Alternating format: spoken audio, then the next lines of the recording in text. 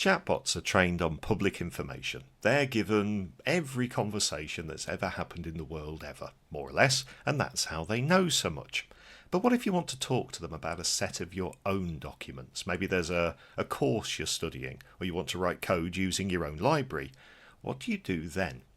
Most chatbots these days let you upload files to a conversation, so maybe you can do that. Take all the documents you want to study and add them to a chat.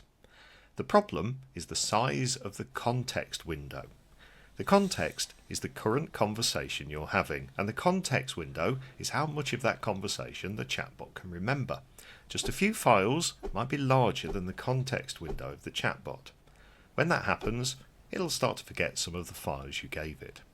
That's why many chatbots like ChatGPT and Claude.ai are now letting you create things called projects. But what are projects, and how do they get around the context window problem? A project is just a collection of files that you want to discuss with the chatbot.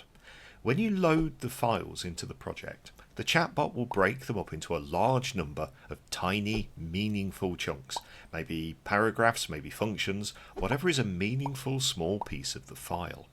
These chunks are then stored in a vector database. It's almost like it's storing them spatially.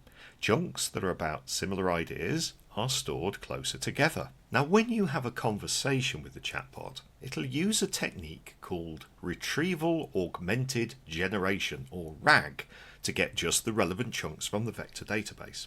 The prompt that you give it will go through a component called a retriever, which can work out which part of the vector space to find the relevant chunks.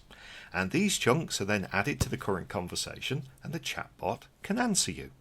So this means the chatbot doesn't fill its head with a whole bunch of irrelevant information, so it's faster to respond, its answers are more focused, and the whole thing is just more scalable. To learn more about projects and other chatbot features that can make you more productive, come along to my course, Generative AI to boost your personal productivity, and start the new year the right way.